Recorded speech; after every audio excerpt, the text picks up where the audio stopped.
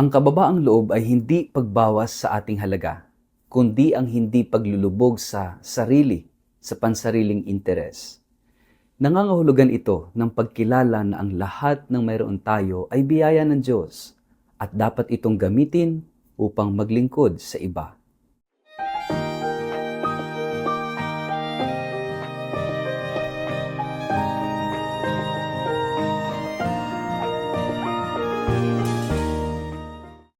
Ang mabuting balita ng Panginoon ayon kay San Mateo.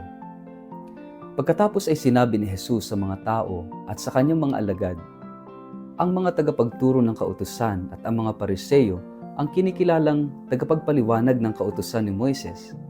Kaya't gawin ninyo ang itinuturo nila at sundin ang kanilang iniuutos. Ngunit huwag ninyong tularan ang kanilang ginagawa sapagkat hindi nila isinasagawa ang kanilang ipinapangaral. Nagpapataw sila ng mabibigat na pasanin sa mga tao, ngunit ni daliri ay ayaw nilang igalaw upang tumulong sa pagpasan ng mga iyon. Pawang pakitang tao ang kanilang mga gawa. Nilalaparan nila ang mga lalagyan ng talata sa kanilang noo at braso at hinahabaan ang palawit sa laylayan ng kanilang mga damit. Ang nais nila ay ang mga upuang pandangal sa mga handaan at ang mga pangunahing upuan sa sinagoga. Gustong-gusto nilang binabati sila sa mga palengke at tawaging guro. Ngunit huwag kayong patawag na guro, sapagkat iisa ang inyong guro, at kayong lahat ay magkakapatid. Huwag ninyong tawaging ama ang sinumang tao sa lupa, sapagkat iisa ang inyong ama, ang Ama na nasa langit. Huwag kayong patawag na tagapagturo sapagkat iisa ang inyong tagapagturo, ang Kristo. Ang pinakadakila sa inyo ay magiging lingkod ninyo. Ang nagmamataas ay ibababa, at ang nagpapakumbaba ay itataas. Word of the day, hear what God has to say. Mapagpalang araw po sa inyong lahat. Kumusta po kayo? Ang ating pong word of the day ay humility, kababaang loob. Naalala ko tuloy ang isang riddle o isang bugtong tungkol dito.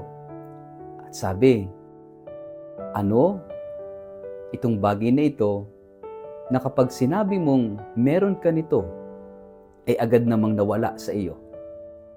Kapag sinabi mong meron ka nito, ay agad namang nawala sa iyo. And the answer is humility, kababaang loob. Hindi natin pwedeng sabihin at i-claim, basta ako, humble ako.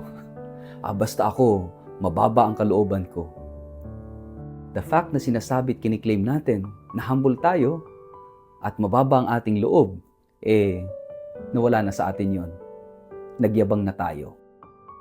Mga kapatid, napakahalagang maunawaan natin yung humility. At ito ang itinuturo ng ating gospel ngayong araw na ito. Yung kababaang loob ay hindi nangangahulugan ng pagbaba o pagbababa ng tingin natin sa ating sarili. That is not humility. Ang tunay na kababaang loob ay yung pagbabawas ng pagtingin sa sarili. Ibig sabihin, we think less of ourselves. No? We think less about ourselves. No? Yung bang, kasi madalas, palaging sarili na lang ang iniisip natin. Yung ating sariling kapakanan, kung ano yung comfortable sa atin, kung ano yung pabor sa atin. Kapag ganun tayo, we cannot be humble if we think too much of ourselves. Kaya nga, hindi ito yung pagbababa ng sarili na ibababa mo yung tingin sa sarili mo. No? Kundi yung babawasan natin yung labis na pag-iisip, labis na pagtingin sa ating sarili. And how are we going to do that? Napakahalaga that we recognize na ang lahat ng meron tayo, ang lahat-lahat sa buhay natin ay galing sa Diyos. At kung ano man yung meron tayo, ito ay ipinagkakalob sa atin ng Diyos para gamitin natin sa pakikipagkapwa, gamitin sa paglilingkod, gamitin sa pagtulong, gamitin, hindi lang para sa sarili, kundi para sa iba. Magandang tingnan natin at i-assess natin yung ating sarili. Narinig natin sa ating gospel ngayong araw na ito, yung madalas na nami-misinterpret ng iba, lalo na yung mga nasa ibang sekta na kinikriticize. Bakit tinatawag ninyong father ang mga pare? Diba, sabi sa Bible, sabi sa ganito, huwag niyong tawagin na ama. Well, magandang tingnan natin yan kung totoo at gaano katotoo yung paniniwala at pangunawang ito. Magandang tingnan natin sa konteksto na sinasabi ni Jesus, binabalaan, binabantayan ni Jesus yung kanyang mga alagad, na huwag basta-basta tutularan yung mga Pariseo at mga Eskriba. Kasi they are supposed to be teachers of the law. No? Pero the problem with this institution, itong mga Pharisees and scribes, ang gagaling nilang magturo tungkol sa batas, pero sila mismo ay hindi sumusunod sa batas. So it's about credibility. Itong mga Pariseo ay hindi credible to teach because they don't practice what they teach. Kaya sinasabi ng Panginoon sa kanyang mga alagad, sige, pakinggan ninyo ang itinuturo nila, pero wag niyong tutularan ang kanilang ginagawa. Para bang merong pagkakaiba, merong pagkakahiwalay, no? Yung aral at buhay. Yung gusto ng Panginoon is yung aral mo, buhay mo. Yung buhay mo ayon sa aral. So there is this integration. Hindi lip service, hindi lang puro ngawa, hindi lang puro salita, kundi makikita sa pang-araw-araw na buhay. At sinasabi ng Panginoon, ito, babalik siya sa kanyang mga alagad. Kaya sabi niya, huwag kayong patawag na guro, sapagkat isa lang ang inyong guro, ang Kristo. Huwag kayong patawag na ama, sapagkat isa lang ang inyong ama na nasa langit. Yung context nito ay nandun sa first part of the gospel, yung credibility. Kung ikaw ay isang guro at hindi ka credible magturo, ay bakit ka papatawag na guro? Ibig sabihin, dapat bilang guro, yung itinuturo mo, hindi lang alam mo, kundi isinasa buhay mo. Kasi yung credibility mo as a teacher ay nawawala. Kung yung itinuturo mo ay hindi mo naman ginagawa, then wag ka nang patawag na teacher. Yung mga ama, no? That is a role. No? Anong ibig sabihin ng pagiging ama? Kung hindi ka rin lang naman credible sa pagiging ama, ay huwag ka na magpatawag ng ama. Pero hindi ito basta-basta sinasabi ni Jesus, huwag niyong tatawagin, huwag kang tatawag ng ama o huwag kang patawag ng ama. Remember, pinagsasabihin niya rito, yung kanyang mga alagad, tinuturuan niya yung kanyang mga alagad.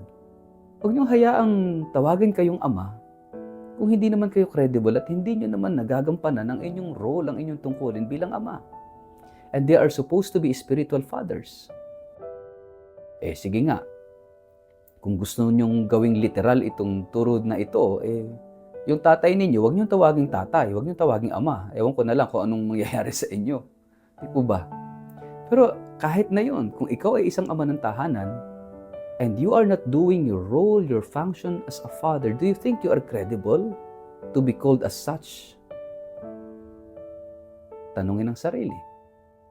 Kaya nga, mga kapatid, bahagi ng aral ng Panginoon is that humility. Napakahalaga ng humility. Ng kababaang loob. Yung bang maunawaan at maintindihan natin na binigyan tayo ng Diyos kahit na yung karapatan galing sa Diyos. Kahit yung role natin galing sa Diyos. Kaya yung role as a teacher, role as a father, it is being endowed, it is being given by God. Kaya napakahalaga itong role na ito as teachers, as fathers, ay gamitin natin, hindi upang magmayabang, hindi upang mangabuso, hindi upang manggamit, hindi upang mayroong, kumbaga, yung abusuhin nyo itong title na ito, kundi gamitin sa paglilingkod. Napakahalaga ngayon.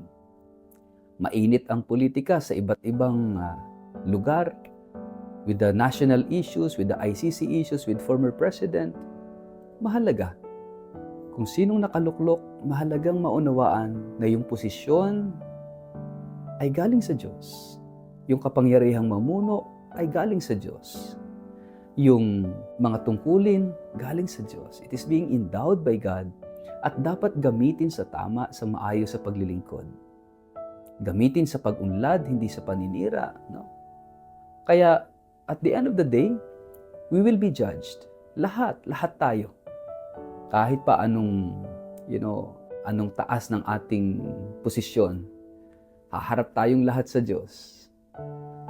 Sa Diyos, walang presidente, walang vice-presidente, walang ganito, walang ganon, walang posisyon. No? Lahat tayo ay huhusgahan ng Diyos. Kaya nga, mga kapatid, habang nabubuhay tayo, napakahalaga that we prepare ourselves for that final judgment.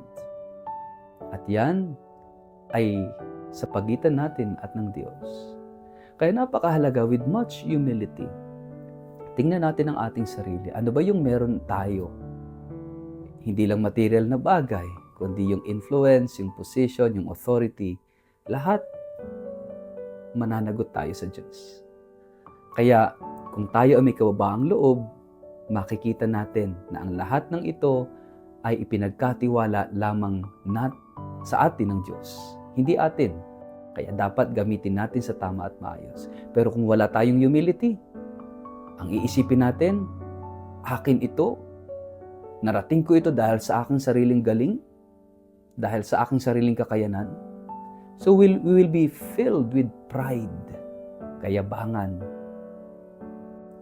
Lagi nating tatandaan, we are only stewards. Tayo ay tagapamahala, tagapangasiwa, at tagapag-ingat lamang ng lahat-lahat ng meron tayo. At kinakailangan natin ng kababaan ng kalooban para makita ito. Sa ngalan ng Ama at ng Anak at ng Espiritu Santo. Amen.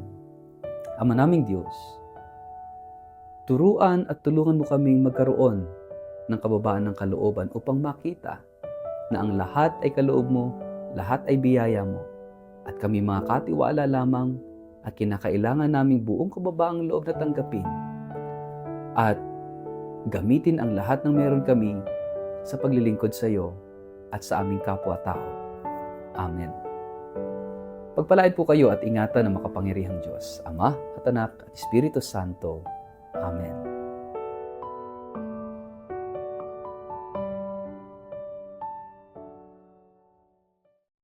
Mga kaibigan, inaanyayahan ko kayo na sumama sa akin sa isang pilgrimage sa Eastern Europe mula May 20 hanggang June 5 ngayong taong ito. Bibisitahin po natin ang Switzerland, Liechtenstein, Hungary, Slovakia, Germany, Czech Republic, Poland at Austria. Lalakbayin natin ang mga yapak ng mga santo, mananalangin sa mga kahangahangang simbahan at palalalimin ang ating pananampalataya ng sama-sama. Higit pa po ito sa isang paglalakbay. Ito ay isang espiritual na karanasan. Kaya sana, huwag nating palampasin ang pagkakataong ito.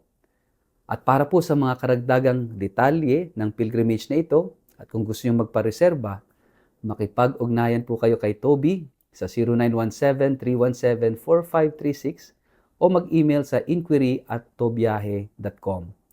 Magsama-sama po tayong maglakbay sa pananampalataya at maranasan ang presensya ng Diyos sa puso ng Europa, lalong-lalo na ngayong Hubileo ng Pag-asa. Magkita-kita po tayo.